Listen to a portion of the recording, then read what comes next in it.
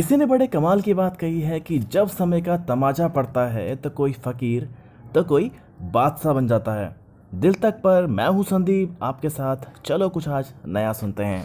कहानी है एक बाबा की जो राजघाट पर बैठा करते और वहाँ पर हमेशा चिल्लाया करते थे, जो चाहोगे सो पाओगे, जो चाहोगे सो पाओगे।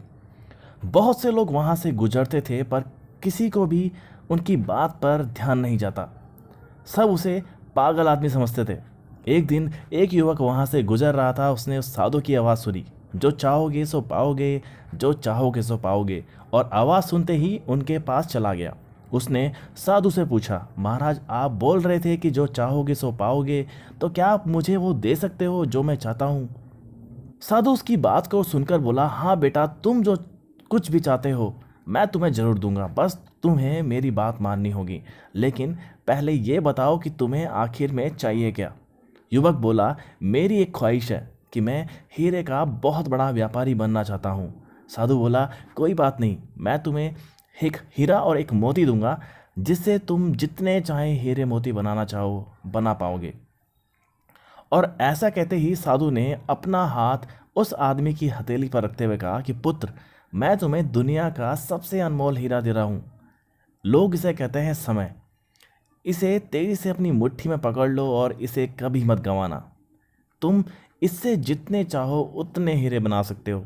युवक अभी कुछ भी सोच ही रहा था कि साधु उसकी दूसरी हथेली पकड़ते हुए बोला कि पुत्र, इसे पकड़ो, ये दुनिया का सबसे कीमती मोती है। लोग इसे धैर्य कहते हैं। जब कभी समय देने के बावजूद परिणाम में ना मिले तो इस मोती को धारण कर लेना। याद रखना, जिसके पास ये मोती होता है वो दुनिया में कुछ भी प्राप्त कर सकता है। युवक गंभीरता से साधु की बातों पर विचार करता रहा और निश्चय किया कि आज से वह कभी अपना समय बर्बाद नहीं करेगा और हमेशा धैर्य से काम लेगा। और ऐसा सोचकर वह हीरो के एक बहुत बड़े व्यापारी के यहाँ काम शुरू कर दिया और अपनी मेहनत और ईमानदारी के बल पर एक दिन खुद भी हीरो का बहुत बड़ा व्यापारी बन गया। तो दोस्तों, समय और धैर्य वह दो हीरे मोती हैं जिनके बल पर हम बड़े से बड़े लक्ष्य को प्राप्त कर सकते हैं। और ज़रूरी है कि हम अपनी कीमती समय को बर्बाद ना करें और अपनी मंजिल तक पहुंचने के लिए धैर्य से काम लें।